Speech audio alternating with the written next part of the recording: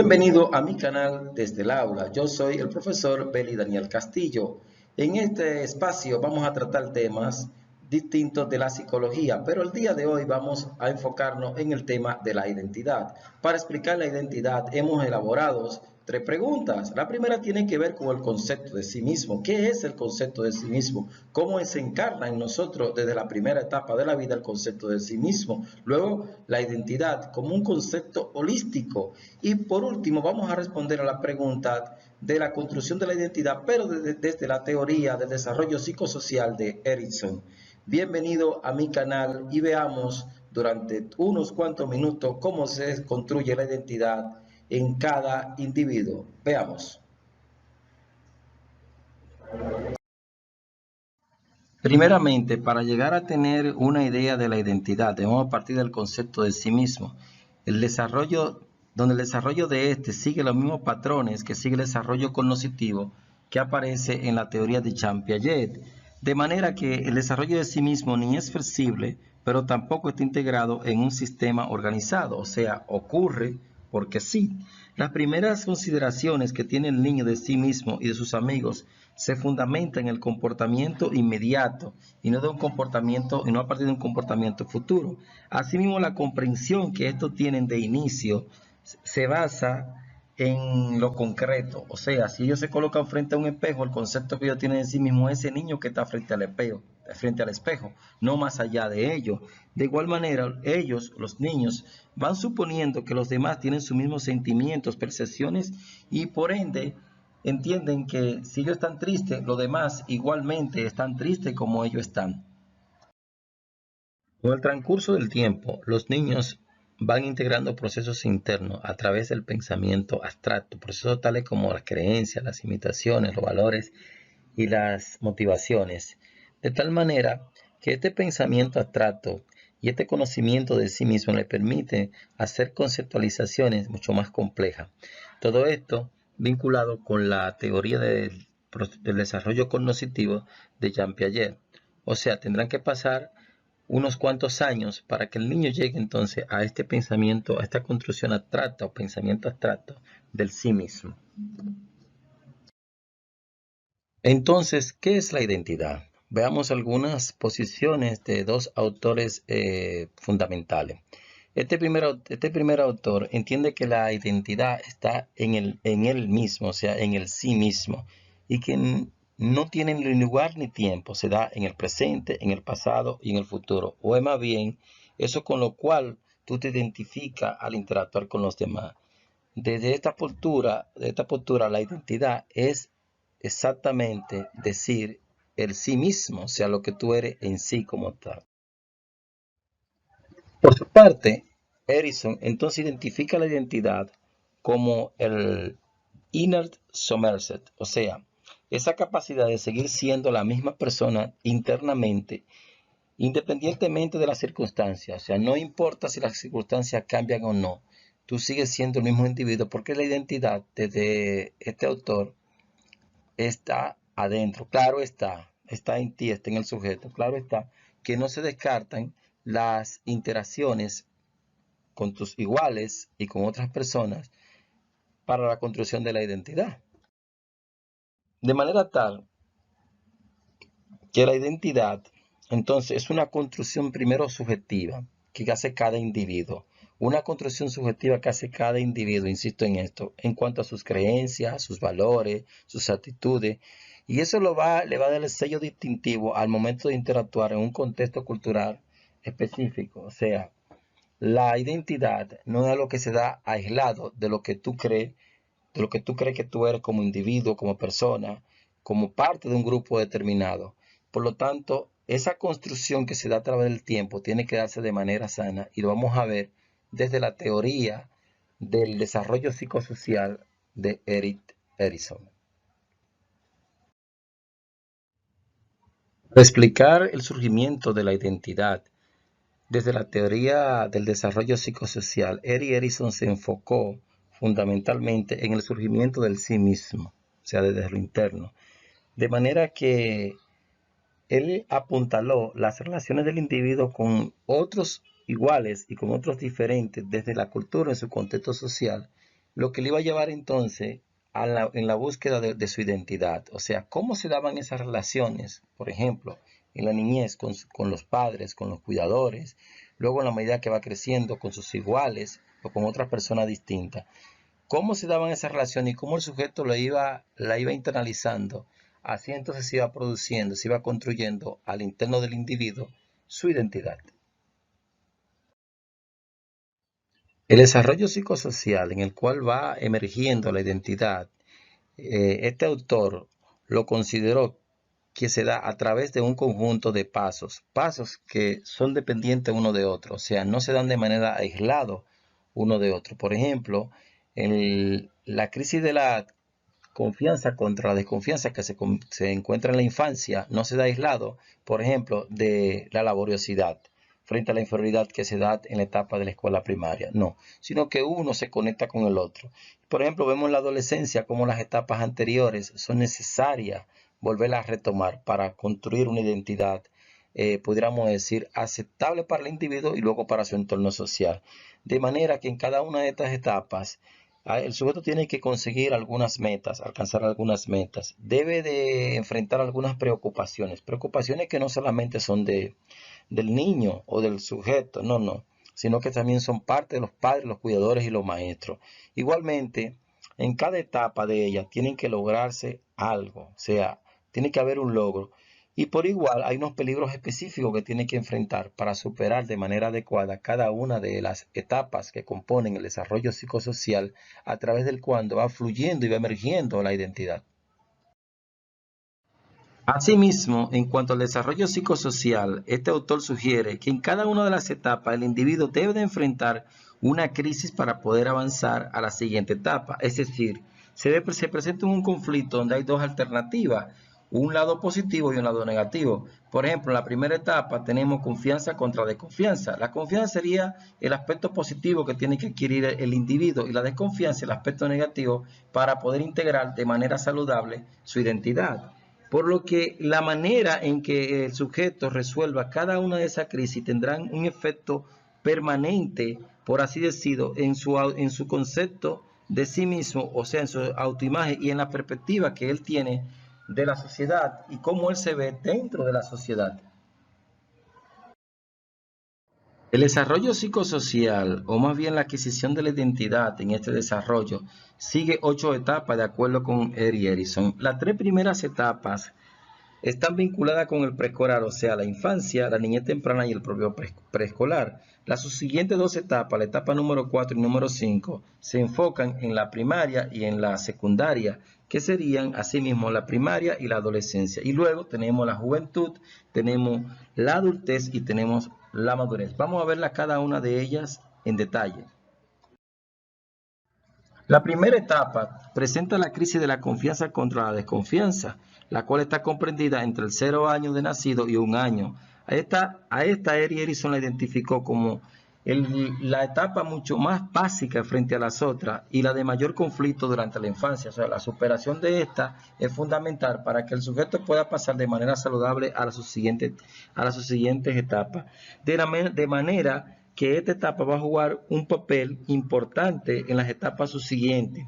Y bueno, aquí es fundamental para que el niño pueda desarrollarla el papel que juegan los padres y los cuidadores en cuanto están satisfaciendo con cierta regularidad los requisitos o las necesidades que demanda el niño, y si lo hacen de una manera rápida y sensible, y si lo hacen atendiendo a la demanda de alimentación y a la demanda de cuidado, no solamente de manera rápida, sino de manera afable. O sea, a veces hay padres que atienden de manera rápida las demandas de la criatura en esta edad, pero lo hacen a regañadientes, peleando e inclusive hasta maldiciendo. O sea, no solamente es responder, sino la forma en que se responde para que el niño pueda alcanzar más confianza que desconfianza. Aquí surge la siguiente pregunta, bueno, en esta etapa, ¿cómo sabemos que los niños han adquirido confianza? Es una pregunta fundamental que muchas veces los padres y los cuidadores se hacen. Bueno, ¿cuándo la quiere? Cuando el niño es capaz de demostrar por primera vez que se puede quedar solo, que se puede quedar quieto cuando los padres lo dejan solo, teniendo la confianza de que los padres van a regresar a donde él está. O sea, tienen confianza de sí mismos, que a pesar de que están solos, ellos van a obtener la demanda que ellos quieren del entorno. Esta sería la respuesta a esta pregunta. Aquí surge una segunda pregunta, distinta a la anterior, y sería, ¿se lesiona la confianza cuando los padres restringen a sus hijos? O sea, cuando los padres regañan, cuando los padres ponen un stop a ciertas conductas de sus hijos. Bueno, aquí tenemos una respuesta que es condicionada, un no condicionada, porque se podría ver lesionada, pero no se puede ver lesionada. Bueno, ¿cómo no se ve lesionada la confianza del niño? Bueno, en la medida que cuando los padres hagan esas restricciones o castiguen al niño o regañen al niño, lo hagan de manera consistente. ¿A qué nos referimos con la consistencia? Bueno, si hoy tú regañaste al hijo o lo sancionaste al niño porque tumbó el florero, pues mañana, por favor, si tumba el florero, entonces no lo celebre. No lo celebre porque las restricciones tienen que ser los castigos o tienen que ser consistentes. Tenemos que ser consistentes en esto. No podemos hoy celebrar y mañana no celebrar. Entonces, las conductas, para que él pueda identificar cuáles conductas él tiene permitida y cuáles conductas no tiene permitida. Evidentemente que no solamente eso, se va a agregarse que el padre o el cuidador tiene que mostrar preocupación por las conductas del niño, pero no una preocupación per se. Una pregunta que tiene que ser fundamentada en lo objetivo, puesto que es muy común en los padres sobreprotectores que muestran una preocupación exagerada en los niños y esa preocupación exagerada no le da confianza al niño. Muy por el contrario, a veces el niño puede asumir, bueno, está preocupado por estar preocupado. No, tiene que ser evidente y en conductas reales y situaciones reales. En esta crisis de confianza contra desconfianza, los niños están aprendiendo a entender que ellos están en un mundo, pero están separados de ese mundo, están construyendo ese concepto de sí mismo, ese concepto de identidad. Y un punto fundamental aquí es entender que ellos están en la etapa sensoromotriz. Por lo tanto, hay cuestiones que aún no pueden entender, pero paulatinamente en el transcurso del tiempo la van asumiendo. En este sentido, los niños deben confiar fundamentalmente en los sucesos de su mundo, que están más allá de su control, o sea, cosas que ellos no pueden controlar, pero que están ahí y que le van a beneficiar y tienen que tener la confianza de que ellos lo van a obtener y que van a obtener esa recompensa. De ahí la importancia que tiene el entender que se encuentran en la etapa sensoromotriz, con las características que esto implica desde la teoría de Jean Piaget. Entonces, continuando con esta etapa que es fundamental para las siguientes etapas, la confianza tiene otra cara, o sea, es una moneda con dos caras. Decíamos con confianza, recuerde, contra desconfianza. Ahora bien, ¿cuándo aparece la desconfianza? La desconfianza aparece como resolución en la primera etapa si los padres abusan físicamente o no resuelven adecuadamente las demandas de los niños. O sea, no solamente físicamente, sino también se abusan verbalmente de los niños. Pero eso sería una solución negativa frente a la crisis, confianza frente a desconfianza. Y en tanto que una solución positiva en esta crisis se lleva al niño a la esperanza, como un valor psicosocial. O sea, ¿qué sería aquí la esperanza? Bueno, aquí la esperanza simplemente que el niño comienza a creer que sus deseos pueden cumplirse y sus necesidades, ¿verdad? Pueden cumplirse, no solamente cumplirse, sino pueden ser satisfechos de manera adecuada y en el tiempo requerido.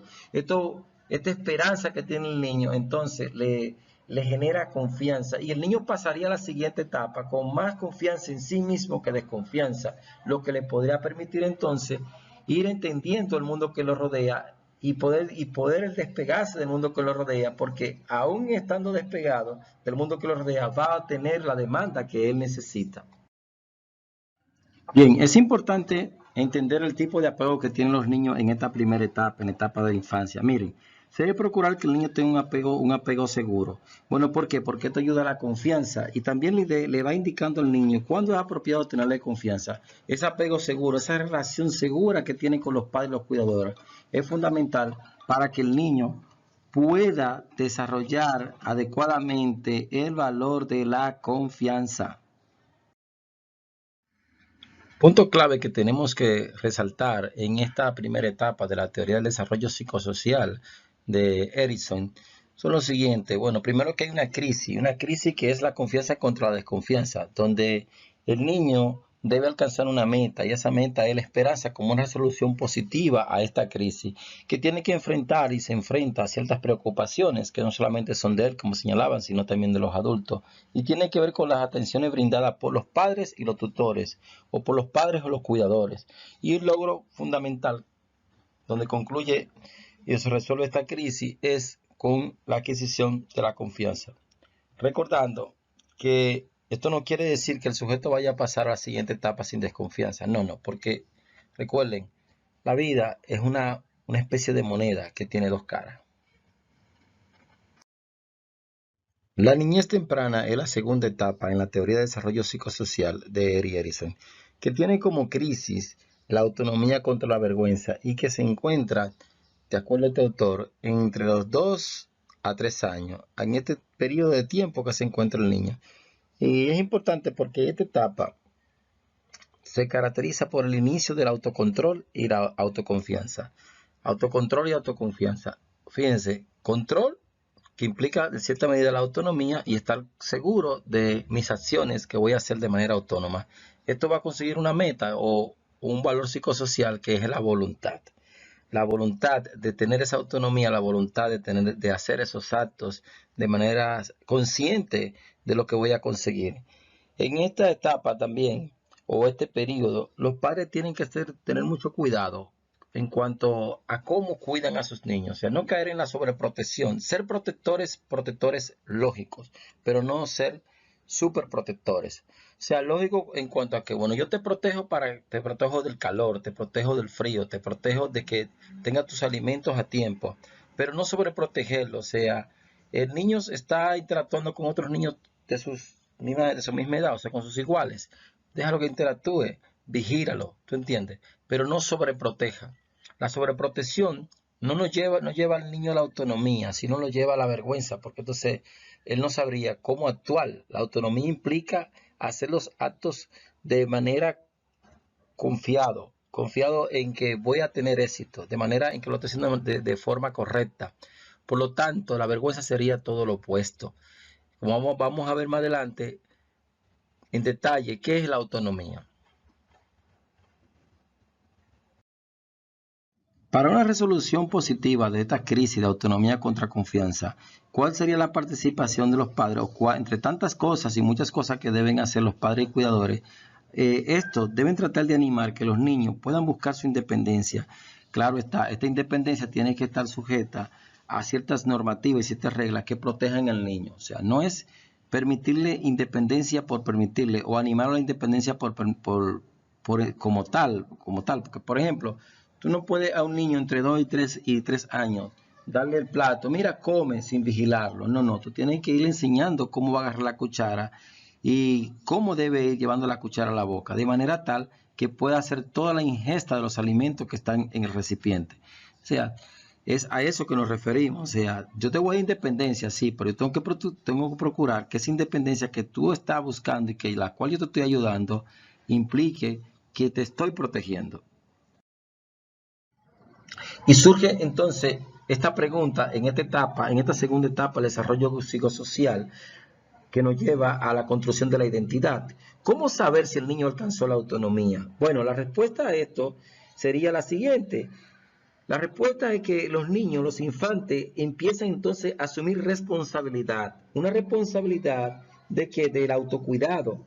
Como este cuidado implica lo siguiente, implica alimentarse en cierta manera, o sea, ya él va alcanzando autonomía, ya va aprendiendo a agarrar la cuchara, ¿verdad? Estamos hablando entre los 2 y los 3 años, o agarrar el biberón por sí solo, o el vaso, ¿verdad? Aprenden también a caminar entre los 2 y 3 años, o sea, ya aprenden autonomía, que autonomía de movilidad, autonomía de movilidad, la locomotriz se va desarrollando en ellos, se va instaurando. Autonomía para ingerir los alimentos, como lo señalaba, y también para controlar los esfínteres, o sea, ya yo sé, el niño va aprendiendo en qué momento dice que él tiene deseo de expulsar, por ejemplo, la orina o expulsar las heces fecales. O sea, es un control, pero ese control no viene de los padres, ahora viene de él mismo. De manera que alcanzar esto será esencial, será fundamental para determinar luego lo que el niño hará y hacia dónde irá. O sea, si logra esto que ante los ojos de algunos es simple, pero es fundamental durante toda la vida, es esencial que los sujetos puedan alcanzar autonomía. Bien, hemos hablado de la independencia, de la adquisición de la autonomía y del papel que juegan los padres y cuándo estar seguros de que alcanzaron esa autonomía a partir del apoyo que le han dado los padres y los cuidadores. Bueno, en esta etapa, en esta crisis, si los padres hacen todo lo contrario, o sea, si no apoyan a los niños, si no lo arrengan, si no le dan ese empujón necesario para que desarrollen las habilidades motrices y cognitivas, ¿qué pasa con el niño? Bueno, que se instaura la otra cara de la moneda, la vergüenza. La vergüenza, y se siente cohibido y comienzan a tener dudas sobre sus propias habilidades para interactuar en el mundo que los rodea. O sea, es este niño que nosotros vemos que cuando sale del entorno familiar, va por ejemplo a visitar los tíos y está frente a otros primitos, él se queda sentado, se queda pegado de mamá o de papá y no es capaz de interactuar porque él duda de su movilidad, él duda de sí mismo, tiene que interactuar, tiene que hablar, no habla, duda inclusive hasta de hablar. Fíjense, ¿por qué? Porque los padres no lo han apoyado de manera suficiente y no lo animaron a que él exprese sus habilidades tanto a nivel motrices como a nivel cognitivo. ¿Qué resultado produce entonces en esta etapa el castigo extremo o las restricciones severas? Bueno, el resultado que produce es que los niños comiencen a dudar si pueden funcionar por sí solos en el entorno que les rodea, o sea, si pueden adquirir independencia. Los castigos extremos que pueden ser vinculantes con una sobreprotección, ¿verdad? Serían como las dos caras de una misma moneda. Hacen que los niños adquieran entonces vergüenza, o sea, que se sientan incapaces de experimentar esa independencia que es necesario para poder descubrir y poder dominar el mundo inmediato. Por lo que hay que tener mucho cuidado con los castigos, con la forma que se corrige a los niños en esta primera etapa, porque la idea es que él vaya alcanzando autonomía y que no dude de sus actos, que no dude de caminar, que no dude de hablar, que no dude de tomar los alimentos. Entonces, es esencial la forma en que los adultos, o sea, los padres y los cuidadores interactúan con los niños en esta etapa. Bueno, y ¿cómo que surge la vergüenza, la sensación de vergüenza en los niños en esta etapa? Bueno, esa es la respuesta negativa, la solución negativa, cuando no se ha podido instaurar adecuadamente la autonomía. Entonces la solución negativa al conflicto autonomía contra vergüenza. O sea, ¿vergüenza de qué? Porque la pregunta es vergüenza. Bueno, vergüenza de los actos, vergüenza de tomar la cuchara, vergüenza de comer, vergüenza de integrarse a jugar con otros niños. A eso que nos estamos refiriendo. Erik Erikson considera entonces que los niños que experimentan demasiadas dudas, o sea, dudas exageradas de sí mismos en esta etapa, no tendrán confianza en sus propias habilidades a lo largo de la vida. Fíjense, esto va a marcar al sujeto durante toda la vida. Cuando los niños son capaces de alcanzar autonomía, usted luego lo va a ver reflejado en una conducta de adulto, una conducta de joven, que están dudando por todo, están dudando, pero no de los demás que están dudando. Hay personas que dudan de ellos mismos, de ser capaz, y se preguntan, ¿y yo podré ir a la universidad? ¿Y yo podré manejar este sistema informático? ¿Y yo podré conducir? O sea, siempre están dudando y tú le preguntas, fulano, fulana, esto, y dudan, porque dudan de ellos, dudan de su capacidad. Y son seres humanos bastante valiosos, pero ¿qué ocurrió? Que en esa etapa del desarrollo no se les instauró en ellos, o no fueron capaz de alcanzar más elementos de autonomía y se instauró más elementos de vergüenza. En resumen, en esta etapa de autonomía contra vergüenza, la meta que debe alcanzar el sujeto es la voluntad de hacer las cosas por sí solo, la voluntad la voluntad de decidir tomar sus alimentos y todos los aspectos o los elementos que hemos señalado. ¿A qué preocupación se enfrenta el infante en este momento? Bueno, en asumir responsabilidades importantes de autocuidado. O sea, cosas que tiene que hacer él por sí solo. Y el logro fundamental es el sentido de independencia o de autonomía que tiene que alcanzar el sujeto. Hemos llegado a la tercera etapa. Esta es la tercera etapa que está comprendida entre los 4 y los 5 años desde la teoría del desarrollo psicosocial de Erikson, e implica la crisis iniciativa contra culpa que debe alcanzar el valor psicosocial del propósito, de manera tal que en esta etapa se agrega a la autonomía las cualidades de aprender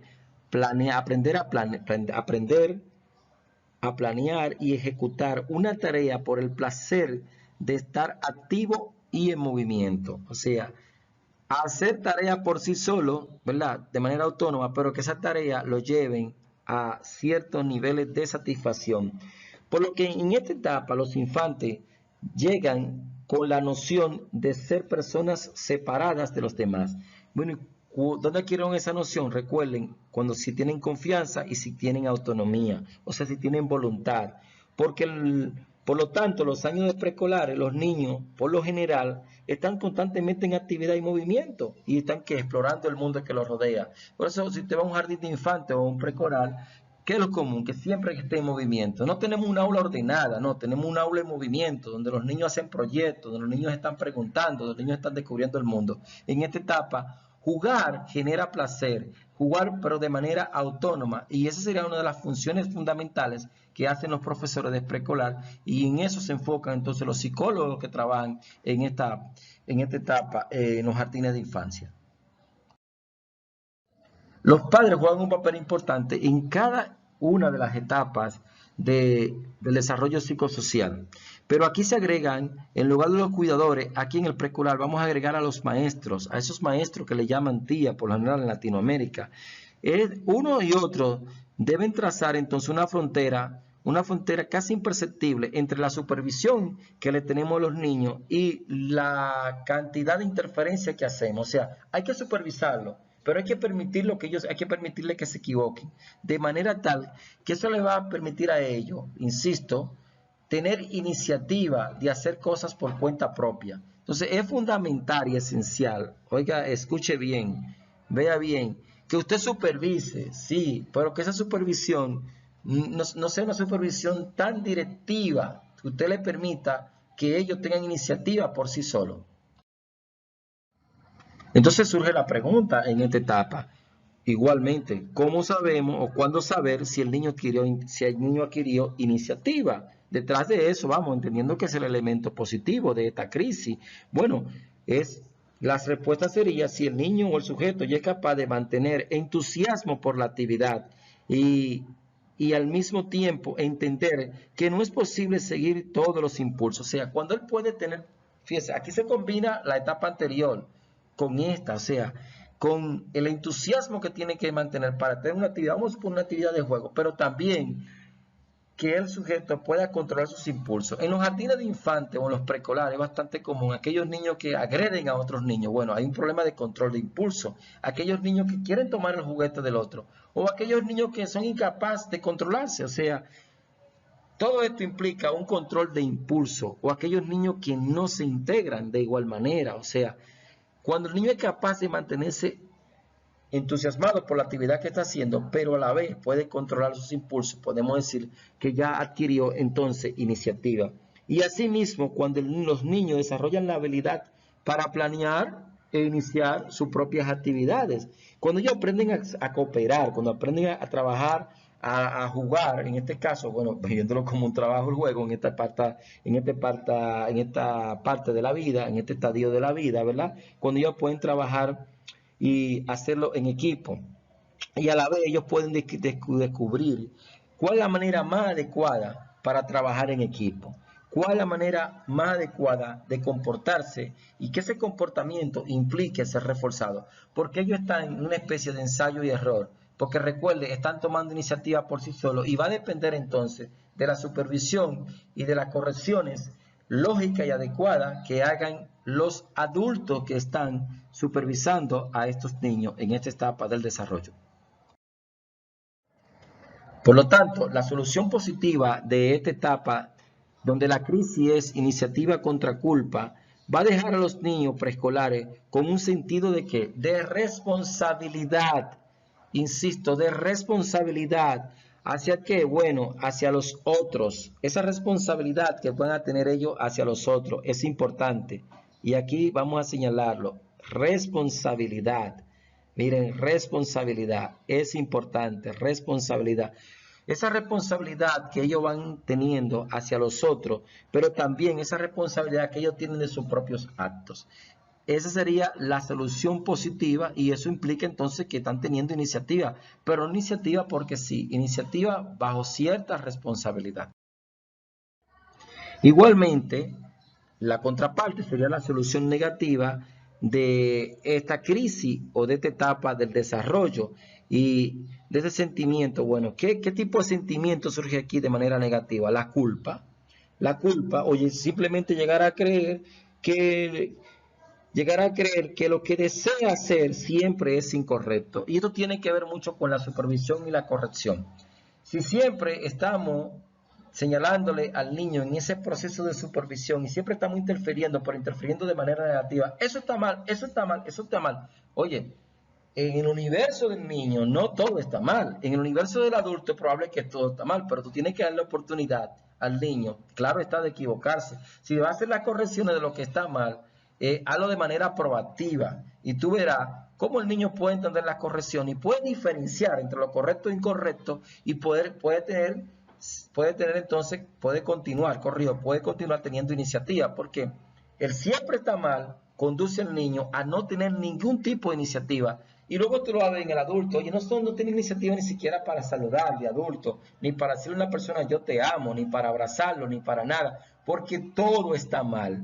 Porque todo está mal, entonces el niño o el sujeto, ¿qué va a tener? Simplemente va a tener culpa.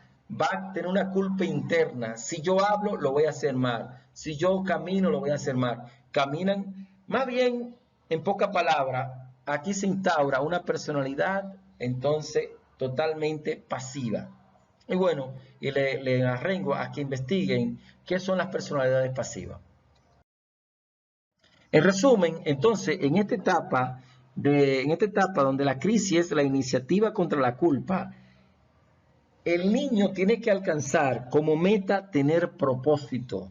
Tener propósito. Ese propósito entonces se conjuga en las actividades que ellos pueden iniciar, ese propósito. Y bueno, indudablemente la preocupación aquí fundamental, que hemos insistido bastante en ella, es la supervisión que van a tener los adultos y el nivel de independencia que le van a dar los adultos a los muchachos.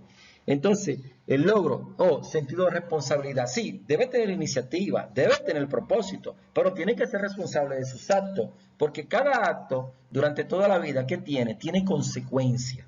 ¿Estamos claros? He aquí algunas sugerencias a padres y a profesores que le pueden ayudar para que los niños superen de manera adecuada las tres primeras etapas, o sea, la infancia, la niñez temprana y el preescolar. Recuerde que en estas tres primeras etapas los niños tienen que enfrentar crisis. Entre esas crisis está la confianza frente a la desconfianza, la autonomía frente a la vergüenza y la iniciativa frente a la culpa. Aquí hay algunas sugerencias que le pueden ayudar a que usted colabore, a que el niño salga de manera airosa en cada una de estas crisis y de estas tres primeras etapas que están vinculadas fundamentalmente con el preescolar. Lo primero es que usted tiene que procurar elegir actividades con los niños, pero actividades que sean realizables. Cuando los niños deciden participar en alguna actividad y usted va a participar de ello, los niños por lo general hacen sugerencias. Ahora, no permita que esas sugerencias se queden ahí, no. Incorpore esa sugerencia, escuche al niño y procure que esas actividades se puedan realizar. Claro está, no podemos establecer actividades que no se puedan realizar. La segunda sugerencia tiene que ver con darle oportunidad a los niños que alcancen el éxito. Esto es fundamental. Los niños tienen que ir sintiendo que pueden alcanzar el éxito porque durante toda la vida, claro está, vamos a tener éxito y vamos a tener fracaso. Entonces, es importante, por ejemplo, si lo ponemos a jugar un juego de competencia, que los que van a participar en la competencia estén iguales de condiciones, que uno no tenga habilidades superiores al otro, o sea, es importante que se haga entre iguales. La tercera sugerencia que le estamos dando es haga juego de roles, sobre todo en el nivel preescolar, pero procure de que un niño no sea constantemente el protagonista del mismo rol, o sea, que no haya una especie de como de dictadura al jugar los roles, no, que los roles se puedan rotar entre todos los niños. Bueno, un día uno hace el rol de papá, otro día te hace el rol de profesora o de profesor, o el rol de mamá, o el rol de alumno, o de cualquier otro personaje de la vida real. Una cuarta sugerencia sería entonces que los niños, ser tolerante con los niños cuando fracasan. Esto es importante, o sea, ser tolerante. Ser tolerante contra el fracaso. Bueno, mire qué pasa, a veces nosotros los adultos procuramos el fracaso de manera inconsciente con los niños. Por ejemplo, con respecto a agarrar cosas, estamos hablando de niños que están en edades preescolares, niños que están de 5 años hacia abajo. Usted tiene que ver la mano del niño. Entonces, si usted le da constantemente un vaso que el niño no puede agarrar y se le cae, bueno, tiene que caérsele evidentemente porque el niño sus manos no han crecido lo suficiente para agarrar eso. O sea, tú tienes que procurar colocar al niño en situaciones donde él no esté constantemente hacia el fracaso. Ahora, si fracasó, sea tolerante, guíelo hacia el éxito. Y con estas sugerencias y otras que usted puede construir, podemos procurar que los niños salgan airosos de estas primeras 3 etapas del desarrollo psicosocial y construyendo una identidad mucho más sana, mucho más adecuada.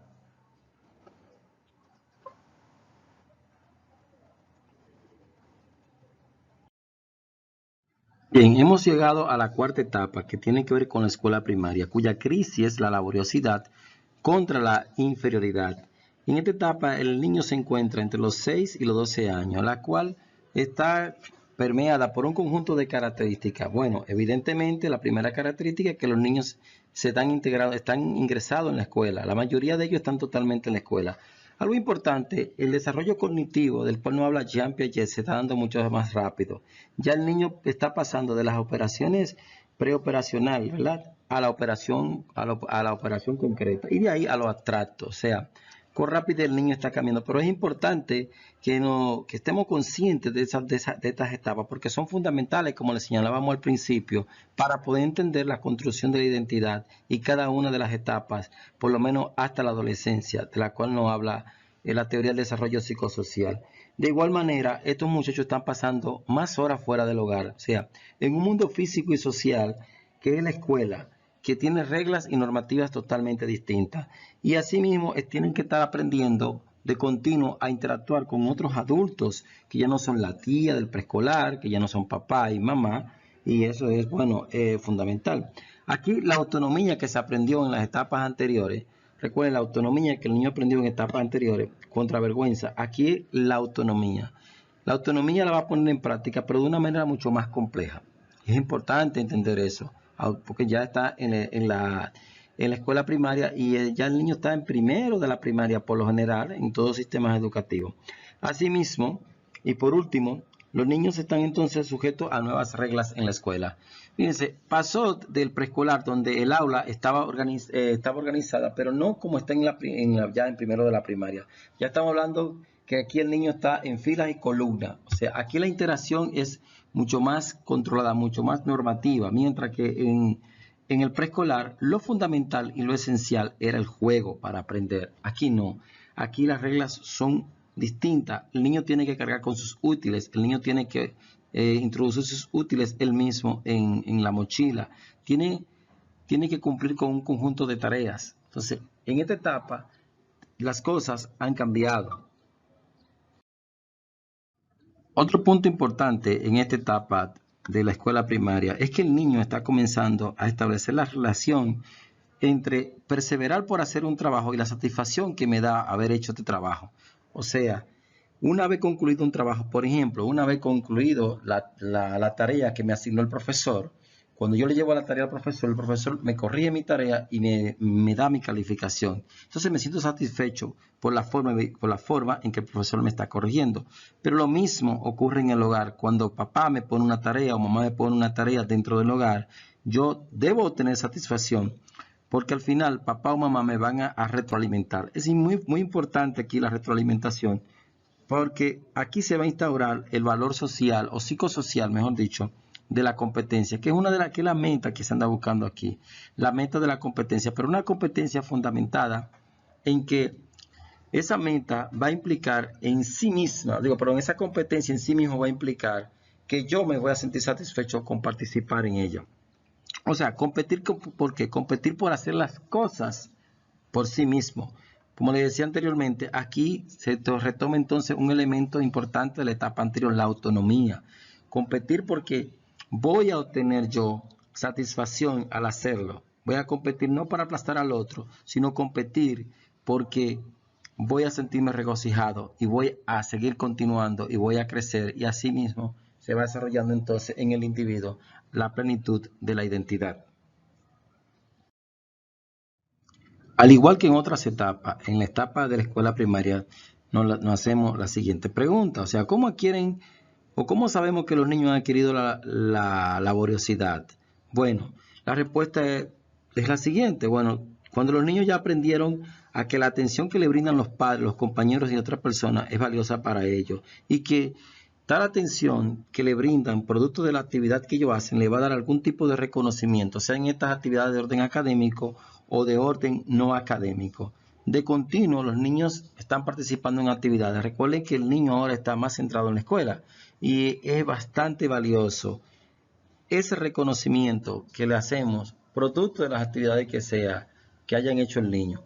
Por lo tanto, es esencial prestarle atención a eso para nosotros poder tener entonces una respuesta de esta naturaleza, y hemos dicho, bueno, el niño entonces adquirió laboriosidad. Bueno, y entonces, ¿cuál sería la solución positiva en esta etapa? Bueno, en esta etapa que tiene como crisis la laboriosidad contra la inferioridad, fíjense, la solución positiva es la realización de tareas distintas a la del juego y al placer. Miren esto es bastante importante. Que le dé placer. Bueno, ¿cómo que le da placer a esas actividades distintas que hacían antes en el preescolar? Miren, aquí la escuela juega un papel importante para que los niños puedan alcanzar una solución positiva. Miren, el maestro, por ejemplo, cuando coloca tarea, la tarea no es un problema de volumen, no es un problema de cantidad, es un problema de calidad. Y es que las tareas tienen que servir en esta etapa para que el niño vaya desarrollando su identidad y adquiriendo su identidad. Por ejemplo, hoy día, y es lo que yo he observado, que los maestros se enfocan en volumen de tareas. O sea, vamos a suponer, somos profesor de matemática. El problema no es ponerle al niño 10 o 15 o 20 ejercicios de matemática para que traiga al día siguiente. No. Ponle 4 ejercicios. Si tú eres un buen profesor de matemática, con 4 ejercicios tú sabes si el niño sabe o no sabe. La idea es saber si el niño aprendió lo que tú le instruiste. No es la cantidad que te va a decir si el niño sabe, porque tú le puedes poner 50 tareas, 50 ejercicios, pero esos 50 ejercicios lo puede hacer malo todo o perfectamente, lo puede hacer todo bueno. Entonces, el niño tiene que aprender que esa laboriosidad escolar le va a producir satisfacción en cuanto a la calidad, no a la cantidad. Y mire, yo fui maestro de esa edad, trabajé con niños de esa edad. ¿Qué hacíamos nosotros? Poníamos entre 4, 5 o máximo 6 actividades. Al día siguiente, en el tiempo que nos daba el tiempo para verlas todas, y podíamos entonces satisfacer al niño porque compitió por hacer su tarea. Le decíamos, bueno, está visto, está correcto, está incorrecto, y podríamos inclusive hasta retroalimentarlo. Eso ayudaba a que los niños entonces pudieran alcanzar esa resolución positiva en esta etapa, que es la laboriosidad. Pero asimismo, como hay una solución positiva, igualmente hay una solución negativa. Bueno, ¿cuándo es negativa? Bueno, es negativa cuando pocas veces el niño adquiere el éxito de las tareas emprendidas. Y de hecho aquí ¿qué va a desarrollar? Va a desarrollar entonces una inadecuación, un sentimiento de inferioridad. Sentimiento de inferioridad. El sentimiento de inferioridad va a aparecer cuando el niño constantemente no tiene éxito. Y en el caso de la escuela, puede hasta desertar de la escuela, porque constantemente yo hago tarea, y el profesor nunca me la corrige. Pero una corrección personal, no una corrección impersonal. Por eso, algo que yo les sugiero a los maestros para que me ayuden en la formación de la identidad, es que el problema no es cantidad, el problema es calidad, y usted pueda compensar a este niño.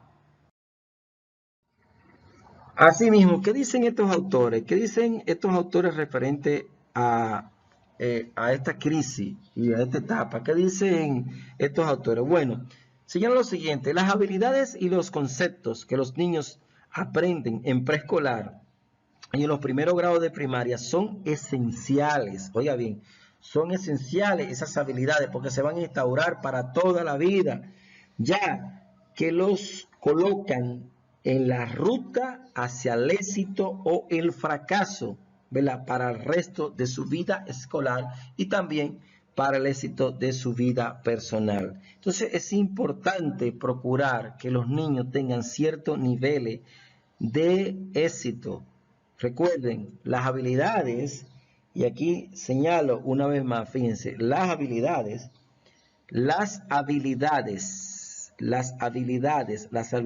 y los conceptos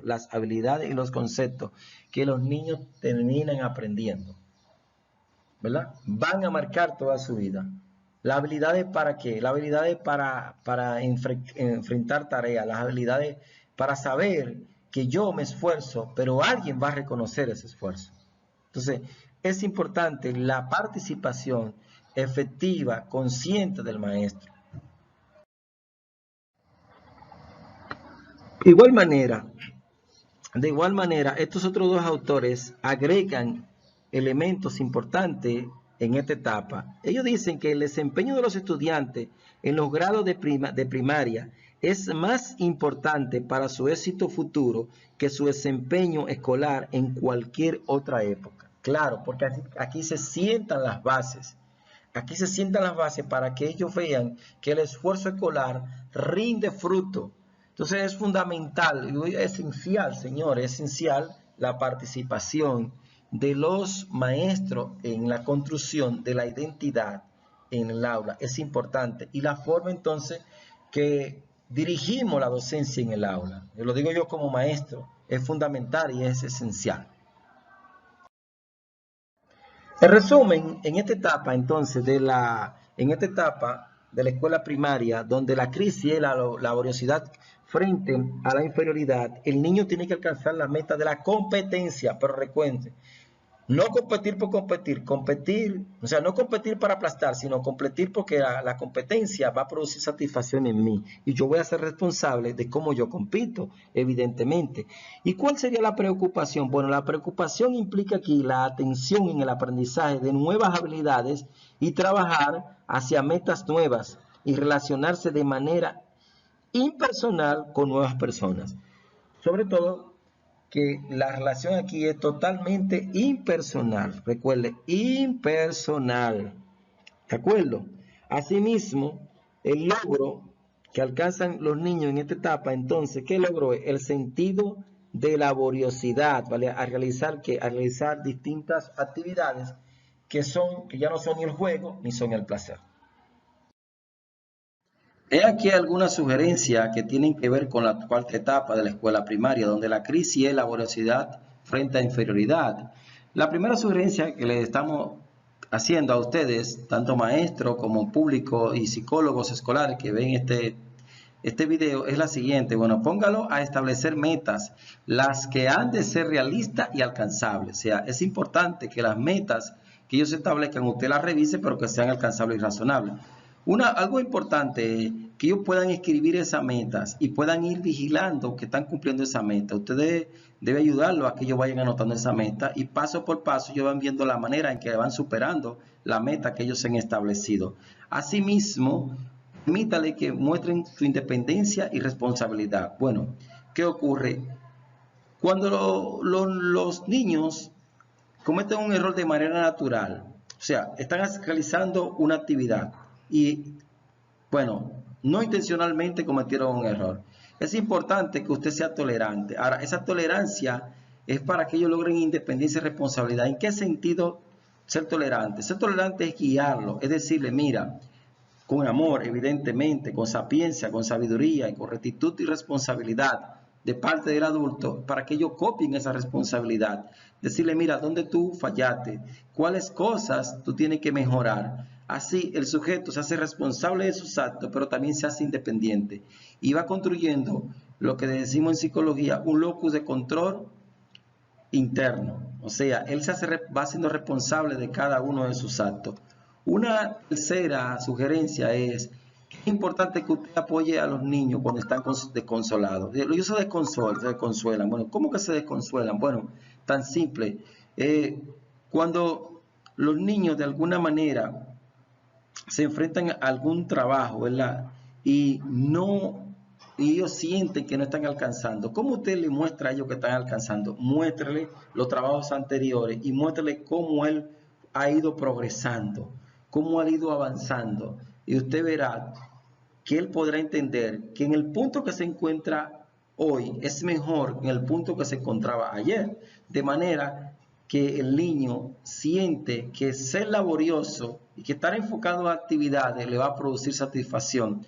Y estos consejos, conjuntamente con otros que usted puede elaborar, le pueden ayudar al niño a que superen de manera adecuada y de manera satisfactoria esta etapa del desarrollo.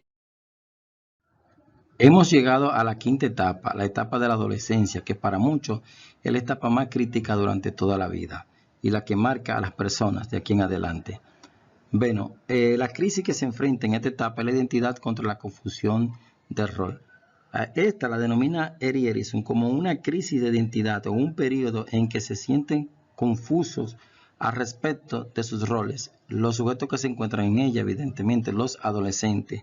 Aquí los adolescentes, en los adolescentes aparece ya las operaciones abstractas o el pensamiento abstracto del cual habla Jean Piaget en su teoría del desarrollo cognitivo. Y esto le va a permitir al adolescente poder entender o ir entendiendo la perspectiva que tienen ellos de sí mismos y la perspectiva que tienen de los demás. Porque algo importante que se suma a lo anterior es que en esta etapa el adolescente ve cambiar su cuerpo. Un cuerpo de niño, ahora un cuerpo que le han crecido los pechos, le aparece el vello público, pero asimismo ha cambiado su mente porque ya adquirió el pensamiento abstracto, ¿verdad? Y aquí tiene que sumar todo esto de manera adecuada porque es crucial para él poder adquirir una identidad y así poder pasar a la etapa de la juventud y luego a la etapa de la adultez. Fíjense, ¿qué le preocupa a estos muchachos? Bueno, a estos muchachos en esta edad, por así decirlo, adolescentes, les preocupa ser populares. Para ellos es muy importante ser populares y tener amigos. La mayor cantidad posible de amigos. Ya ellos quieren pasar menos tiempo con los padres, quieren ver que tanto los siguen y quieren tener muchos amigos. Por eso que Erikson señala que ellos están buscando su identidad en la apariencia y en sus amigos, en cómo se ven. Cómo se ven para ellos es bastante importante. Y los amigos puede ser bueno identificarse con un amigo o con un personaje, ¿verdad? Y asumir la identidad de estos, pero recuerden que la identidad va a implicar integrar valores, creencias y actitudes, ¿verdad? De sí mismo y de los demás. Por lo que hay que tener mucho cuidado y vigilar entonces con quienes se juntan los adolescentes en esta etapa. Es una etapa crucial que demanda mucha energía de los padres porque hay que estar vigilándolo constantemente. Y claro está, en algunos niños o en algunos adolescentes, ellos pierden interés por lo académico porque están centrados ahora en las relaciones con sujetos que están fuera de la escuela y están buscando esa identidad, ese papel, ese espacio. ¿Qué yo voy a hacer en la sociedad? ¿Qué papel y qué rol me va a tocar jugar en la sociedad? Bien, en este punto, y siguiendo las ideas que plantea Marcial, Penuelt y Werset, ¿verdad? Vamos a revisar la identidad. La identidad en este punto se va a referir a la organización de habilidades, creencias e historias del individuo en una imagen consistente, ¿verdad? De sí mismo, del sí mismo. Lo que va a implicar las elecciones y decisiones referente al trabajo, a los valores, a la ideología y al compromiso con personas e ideas. O sea, la identidad implica una organización. Recuerde que esa organización es en el ámbito abstracto. La identidad se da en el ámbito de lo abstracto, ¿verdad? No es concreto, por así decir. Concreto es lo que se manifiesta de eso abstracto. Entonces, esa organización de esas habilidades y esas creencias que tiene el sujeto tienen que ser coherentes con el concepto de sí mismo, porque esto tiene que llevar a un conjunto de elecciones y decisiones referente a cuál va a ser mi rol en la sociedad y a cuál tipo de valores yo voy a asumir como mío, que me van a hacer distinto a los demás y me van a dar ese sello de identidad. En este punto, y continuando con la crisis de la identidad contra la confusión de rol, si los adolescentes no logran integrar entonces todos los aspectos que hemos señalado, o sea, no integran esa organización de esas creencias, con ese concepto de sí mismo y no han tomado las elecciones adecuadas, entonces va a aparecer la confusión de rol, que es la otra moneda de la identidad. Por lo que en esta etapa van a resurgir entonces todas las crisis anteriores. Se recuerden que cuando se va pasando de una crisis a otra, de una etapa a otra, se van tomando elementos positivos y elementos negativos.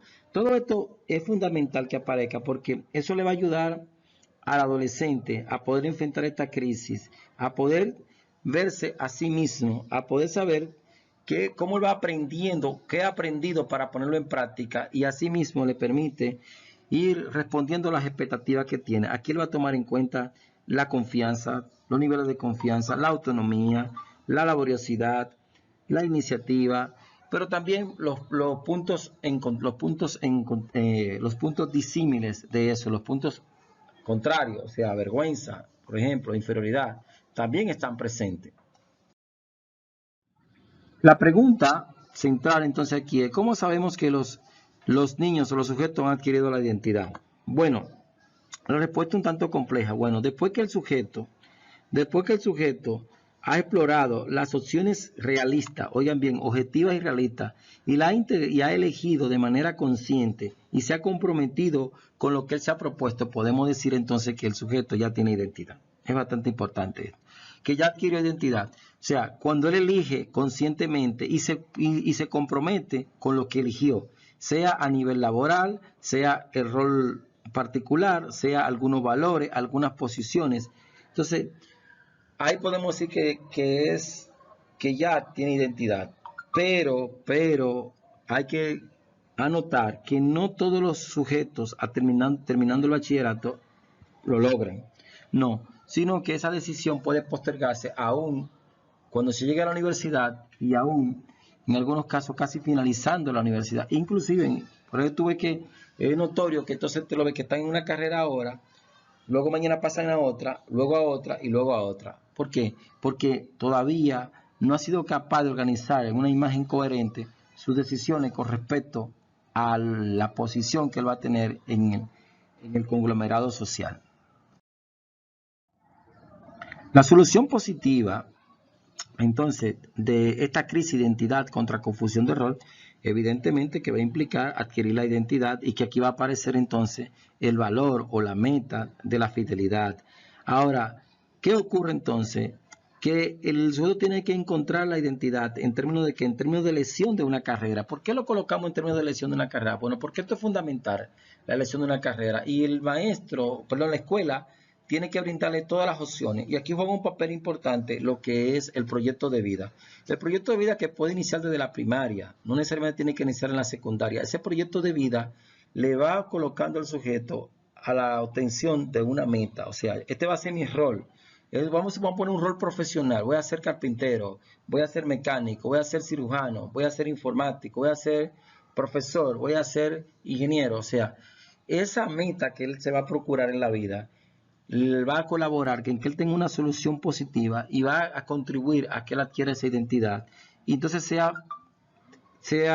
ese valor social que se integre en el que es la fidelidad. ¿Fidelidad a qué? Fidelidad a todo lo que él ha escogido, a todo lo que ha elegido.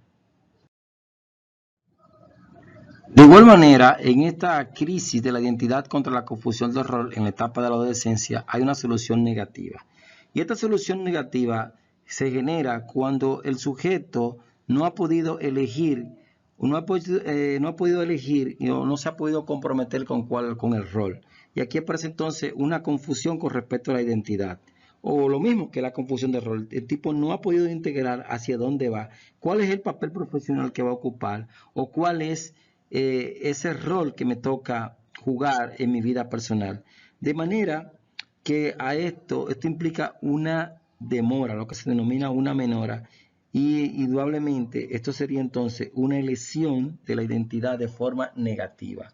¿Por qué? Porque lo ha postergado. Claro, postergarlo, como vamos a ver, necesariamente no es malo. No es malo, necesariamente no es malo.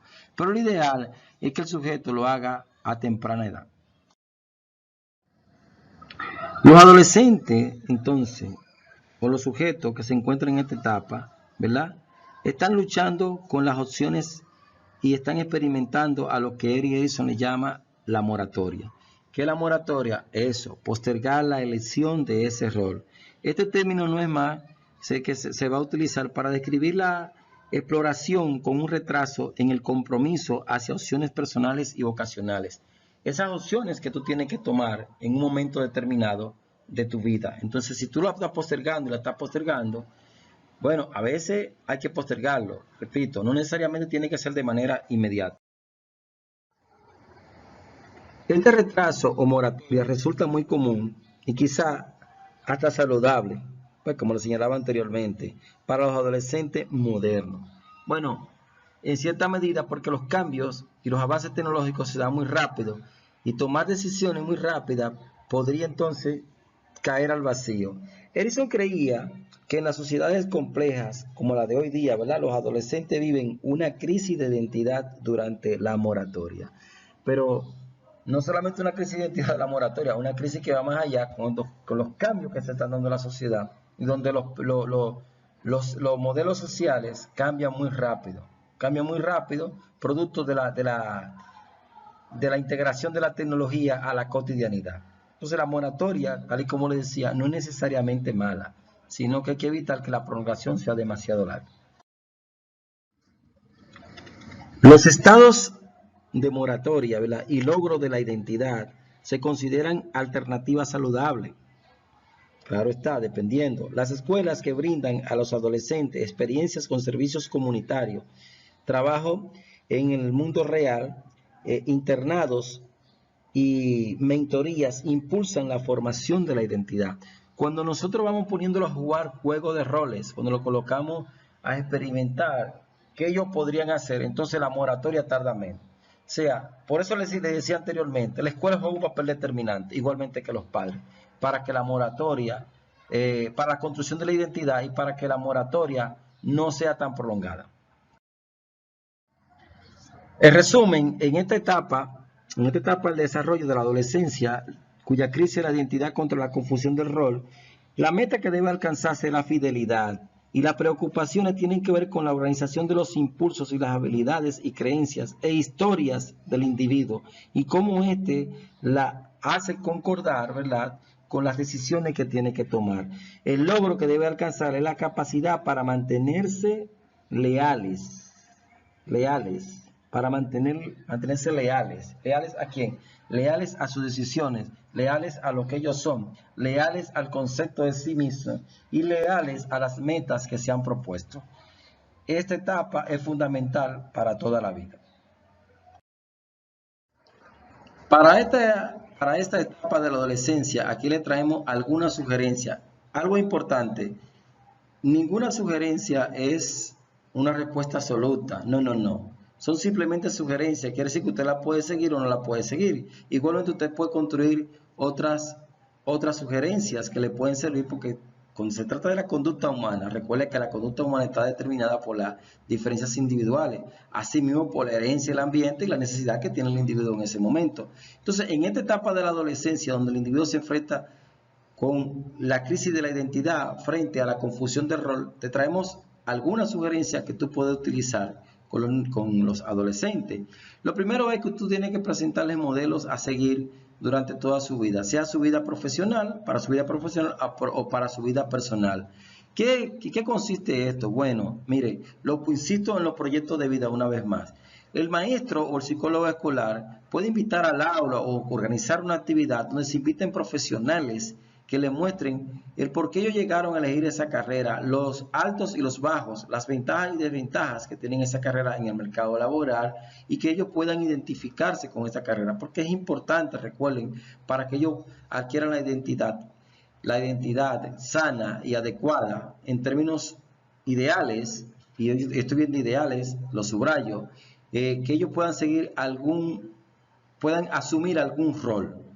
y darles modelos ideales o modelos correctos es una forma bastante adecuada. Otra sugerencia es que usted debe acompañarlo en la búsqueda de estrategias de soluciones para problemas personales. Bueno, para nosotros que somos adultos, por ejemplo, elegir una ropa para vestirnos no es un problema. Pero, ¿qué ocurre? Para un adolescente, qué se ponen y qué no se ponen, qué visten o qué no visten, es un gran problema. Bueno, un problema que tienen que enfrentar los padres, muchas veces los psicólogos escolares y también los maestros. Bueno, ¿qué usted puede hacer aquí? Bueno, revise diferentes tipos de moda, pero cuando le estamos haciendo sugerencia con respecto a la moda, ¿verdad? Tiene que hacerlo apoyado en los valores de la familia de este adolescente, en los valores que él tiene, en los valores de la comunidad, porque es importante. No podemos entonces proponer cosas que vayan en contra de los valores de la familia. No, tiene que ajustarse a los valores de la familia y a los valores que él ha incorporado, los valores con los cuales él se ha comprometido. Una tercera sugerencia con respecto al adolescente es que tú tienes que darle retroalimentaciones realistas. Frente a cualquier situación que se presente, ¿verdad? O se enfrenta a cualquier conflicto que se presente o frente a cualquier acto o actividad que ellos hayan hecho, bien o mal, sobre todo cuando han cometido algún error, tú tienes que retroalimentarlo de manera realista, como buscando modelos ideales, modelos correctos que se encuentran en la sociedad. Es importante que esos modelos sean realistas. No le presente modelos que no sean reales, sino modelos que sean reales y que ellos puedan seguir de manera adecuada. Estas son algunas sugerencias. Recuerde que usted puede construir otras sugerencias. Hemos llegado entonces a la sexta etapa, que tiene como conflicto intimidad contra aislamiento. Aunque esta etapa no es prioritaria para la edad escolar ni el bachillerato, pero sí importante para la vida en términos general, porque a todo nos toca. Por ejemplo, el jovencito que le está hablando a ustedes, yo, el jovencito, Beli Castillo, ¿verdad? Entonces, fíjense, esta etapa nos toca a todos. ¿Y de qué se refiere esta etapa? O sea, ¿qué te refiere cuando estamos en la etapa de la juventud? Mire, ese deseo inmenso que tienen los sujetos de relacionarse con otros individuos, ¿verdad? Pero a nivel profundo. A nivel profundo. A nivel profundo esto implica ser novio, por ejemplo, o casarse, porque la gente se casa en la juventud. No sé ahora, antes la gente se casaba en la juventud. Bueno, lo digo de ahora porque la sociedad de ahora tiene una demanda que no tenía antes. O sea, las demandas van aumentando en la medida que que va avanzando la sociedad. Ellos están buscando entonces una relación que sea perdurable y que esté fundada en las necesidades mutuas. En mis necesidades, que son tus necesidades, en tus necesidades, que tienen que ser mis necesidades. Eso se debe buscar de manera consciente, porque si se busca de manera inconsciente se va a errar entonces en la elección. Aquí el valor psicosocial que se está queriendo es el amor. El amor primero por uno mismo, el amor por el otro. Ese agridulce que le da a la gente ahí en el estómago. Ese amor, bueno, ese amor. Aquí implica, y aquí Erickson señala algo muy importante, él afirma que la gente debe fundirse, ¿verdad? Debe fundirse su identidad con otros sin temor a perder su identidad. Esto es importante. Muchas personas establecen relaciones perdiendo su identidad. No. Tú no puedes perder tu identidad. ¿Por qué? Porque cuando tú te metes en una relación o entras en una relación con alguien, ese sujeto tiene que enamorarse de tu identidad, de lo que tú eres, de tus valores, de tu creencia, de tu forma de ser. Y tú te enamoras de la identidad del otro, de todos esos elementos que hemos señalado. O sea, tú encuentras satisfacción y amor en que el otro es como es, tal y como es. Y él tiene que encontrar entonces satisfacción en ti tal y como tú es. De suerte tal que él no puede procurar cambiarte. Porque si él se enamoró de lo que tú eres, no de lo que tú no eres. Si es de lo que tú no eres, entonces eligió a la persona equivocada. Y lamentablemente la relación más tarde que temprano va a concluir en fracaso y será una tortura permanente. Igualmente te pasa a ti. Si tú decides enamorarte de algo, de alguien en la juventud y tú quieres cambiarlo, no, es que tú no puedes cambiarlo, es que tú no cambias a nadie. Es que nadie cambia a nadie, es que el sujeto es como es. Tú tienes que enamorarte de ese aspecto distintivo que tiene el otro, de esos diferencial que diferencia al otro de los demás, de esa identidad que tiene el otro. ¿Por qué? Porque tú no puedes perder la identidad para tú poder entrar en ese aspecto tan importante que es la intimidad. Asimismo, el individuo entonces que no ha logrado un sentido de identidad lo suficientemente fuerte teme verse abrumado o absorbido por otra persona de manera que podría volverse aislado. Bueno, sí, la gente se aísla. Cuando tú no estás seguro de ti, cuando tú no tienes tu identidad, en cualquiera relaciones, y es lo que diferencia esta etapa de las otras etapas, entonces tú te vas a aislar, porque tú no puedes entonces hablar, no puedes decir tu demanda, no puedes decir que tú estás de acuerdo, que no estás de acuerdo, simplemente o tú sigues siendo, tú te conviertes en una marioneta del otro o tú te aíslas. Pero la gente puede estar al lado del otro estando aislado, porque a veces están juntos, pero tienen una forma de comunicarse muy teatral. Estando cerca no comparten solos, sino comparten, escúcheme la palabra, en manada o en grupo. Entonces eso hace que el otro se aísle. Ah, pero estamos rodeados siempre de personas. Sí, pero espérate. Estar rodeado de muchas personas no implica que tú no estés aislado, porque entonces esos momentos en que están solos como pareja, entonces están totalmente aislados. Entonces, ¿por qué? Porque no se ha superado la etapa anterior. Hay un problema de identidad y el sujeto comienza entonces a aislarse. O simplemente no tiene ninguna relación. Insólito. Puede estar en la casa y puede estar en su mundo. Entonces, ¿y la pareja para cuándo? Porque así como en la primera etapa, en la confianza contra la desconfianza, el niño procuraba aislarse del mundo, pero estando en el mundo, para poder adquirir entonces confianza en sus actos, y luego más tarde en la autonomía contra la vergüenza, y luego la iniciativa contra la culpa. Bueno, pero aquí tu pareja es parte de ti y tú tienes que evitar entonces entrar en el aislamiento. Por eso dice este autor, tienes que fundirte con el otro, sin perder tu identidad. Son las identidades que se van a fundir para convertir en una nueva identidad, que esa identidad se va a llamar ahora pareja. Pareja, basado en la intimidad. La intimidad es que va a procurar que se refunda en una nueva identidad. Entonces, en esta etapa, ¿qué pasa en esta etapa? Bueno, en esta etapa el sujeto se halla ante el desafío de compartir una relación con otro individuo. Una relación, el concepto de relación es eso, relacionarse. Imagínate que tú tomas tus dedos y los relacionas, los juntas. Relacionarse en todos los aspectos, en tus deseos, en tu proyecto de vida. O sea, no simplemente estar juntos, no solamente compartir la cama, no solamente compartir esa apetencia sexual, sino ir más allá y hacer un compromiso, ¿verdad?, con la gente cercana y a tu compañero y con tu compañero, ¿verdad? O sea, hacer ese compromiso, comprometerte con el otro. Es como si siguiéramos aquí la teoría de Steiner, ¿verdad? Pasión, intimidad, compromiso, ¿verdad? Pasión, intimidad, compromiso. Un tanto de intimidad, ¿verdad? Un tanto de compromiso, ¿verdad?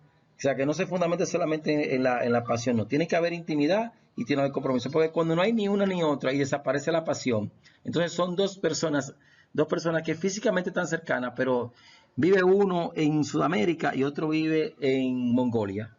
O sea, en lugares bastante distantes uno del otro. Pero están en el mismo territorio, insólito, están en un territorio. Y de vez en cuando pasa entonces una gaviota y se hablan. Eso nos pasa a todos, nos ha pasado a todos. Tiene que ver mucho de esto con la elección de pareja. De manera que los jóvenes deben estar dispuestos ¿a qué? Bueno, a afrontar relaciones que requieran de su sacrificio. Bueno, esto de sacrificio no es en términos así absolutos, sacrificarme, dejar de ser yo. No, no, no, no. Es dedicar tiempo. O sea, es dedicar tiempo, es dejar de lado, por ejemplo, algunos amigos y concentrarme ahora en mi pareja. A ese sacrificio que nos estamos refiriendo. No es que la relación que se establece es un sacrificio, porque es un sacrificio, déjala. No, no es a eso, no, tiene que generarte placer, sentimiento de satisfacción estar cerca de esa persona. Sacrificio en cuanto que tú tienes que dejar, entonces, cosas que eran de soltero y ahora que te funde con esta persona, tienes que estar centrado y enfocado en esta persona, en el bienestar continuo y permanente de esta persona, más allá, insisto, del placer, más allá de la cama. Sin embargo, es posible entonces que algunos no estén listos porque no están dispuestos a dejar esas cosas. Miren, cuando los individuos no están dispuestos a dejar la vida actual y para iniciar una relación de pareja, sea de noviazgo o de esposo, no deben iniciarla. Por lo tanto, es mejor que se queden solos. O sea, no están listos para la intimidad y evitan entonces esa experiencia, lo cual entonces da por resultado el aislamiento y el ensimismamiento. Miren, le va a parecer extraño. Hay gente que inicia una relación, como no estuvieron dispuestos a dejar ese pasado, ¿tú me entiendes? Y vivir esa nueva experiencia, como no estuvieron dispuestos y no lo dejaron, entonces, ¿qué ocurre? Ellos se aíslan. ¿Cómo que se aíslan? Sí, se aíslan en qué? En continuar siendo tal y como eran antes de tener la pareja. Porque el único objeto de la pareja para ellos es esos momentos de placer, o sea, ese momento cuando van a la cama y tienen el acto sexual. Lo otro no importa. Entonces, tarde o temprano, eso es trabajo para los consejeros matrimoniales, para los psicólogos clínicos, para los consejeros religiosos, porque lamentablemente los abogados ahí tienen trabajo. Hemos pasado entonces a la siguiente etapa. La siguiente etapa, que es la etapa de la adultez. La adultez, cuya crisis es generatividad frente al estancamiento. Generatividad, y esto es generatividad, viene como generatividad. Bueno, la generatividad se va a estar referida a la capacidad de interesarse por otras personas, ¿verdad? E implica cuidar y guiar a las futuras generaciones.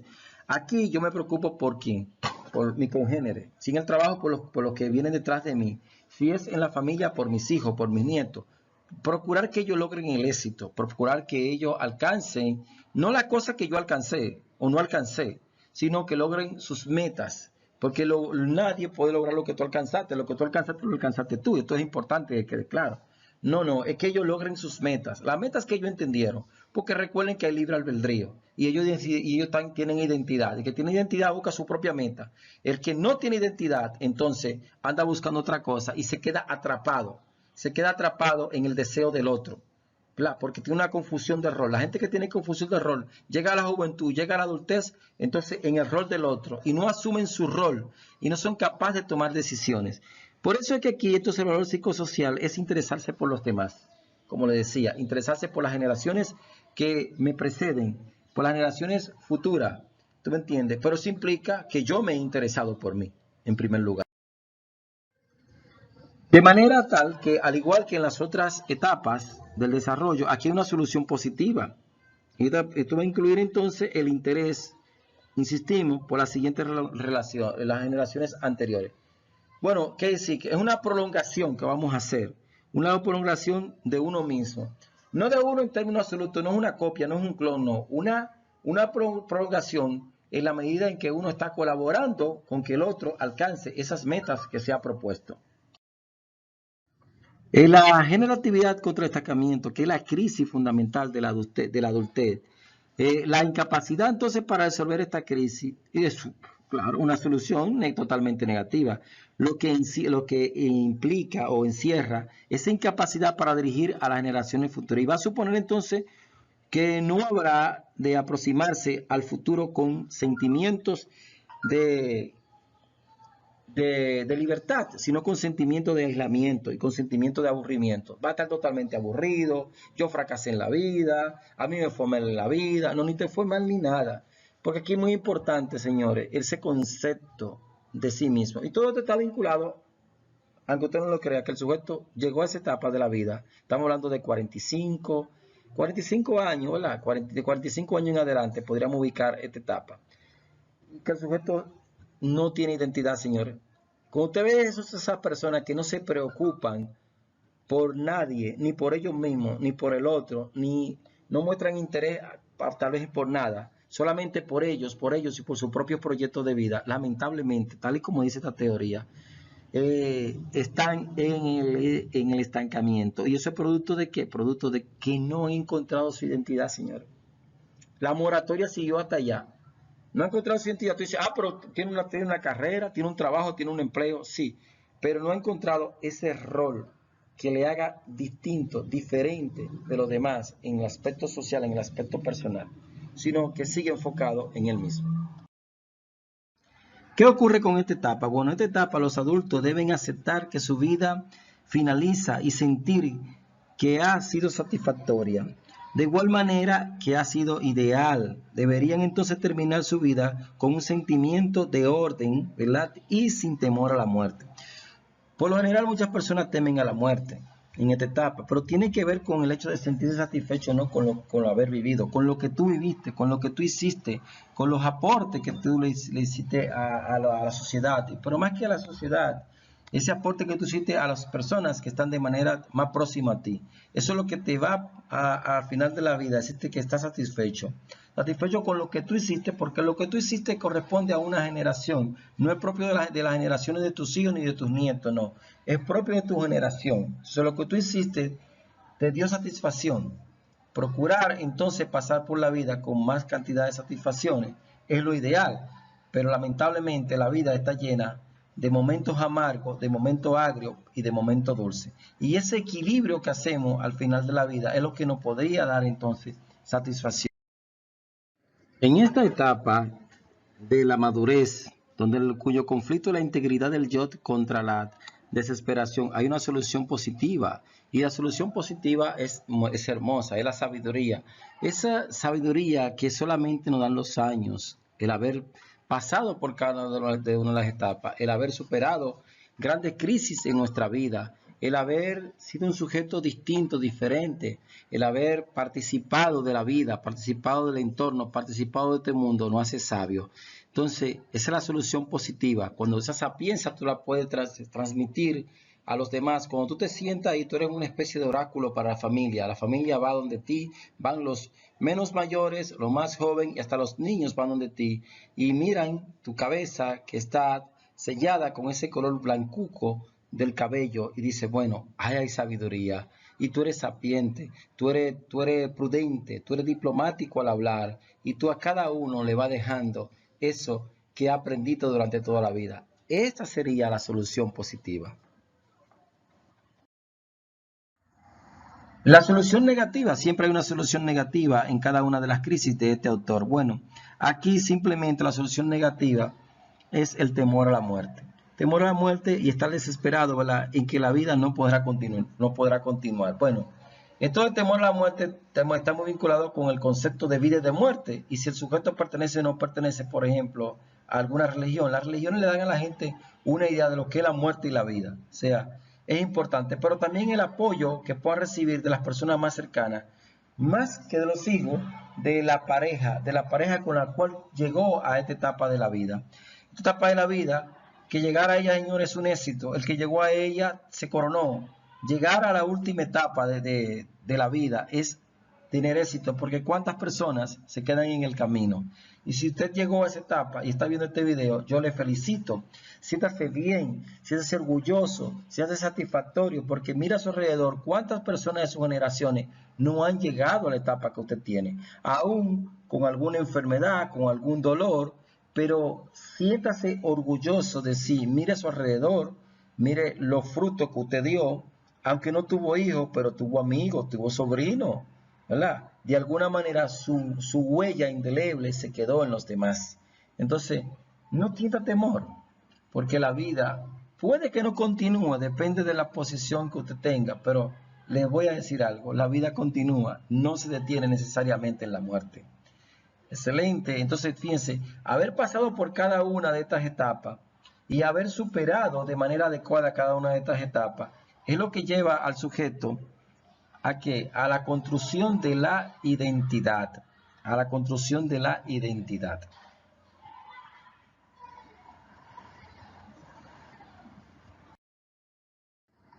Bien, el haber superado cada una de estas 8 etapas de manera adecuada, de haber tenido más elementos positivos que negativos, ¿verdad? En cada una de estas etapas, es lo que llega a la conclusión de una identidad en el sujeto favorable, de haber tenido confianza, de haber tenido autonomía, de haber tenido laboriosidad, de haber tenido intimidad, de haber tenido identidad, ¿verdad? De haber podido trascender al final de la vida. Eso es lo que nos da esa identidad. Recuerden que la primera etapa es una etapa crucial para el desarrollo de toda la vida y sobre todo en el ámbito escolar. Las 3 primeras etapas están vinculadas con el preescolar, las 2 siguientes etapas están vinculadas con la escuela primaria y la segunda tienen que ver ya con el propio sujeto, ya con la juventud, la madurez y la adultez. Aunque recuerde que Erickson aportó una novena etapa de la cual no hemos hablado aquí, pero luego vamos a hablar en otro video. De manera particular vamos a hacer un video donde nos vamos a enfocar en esas etapas. Hasta aquí entonces, de esta manera se construye la identidad.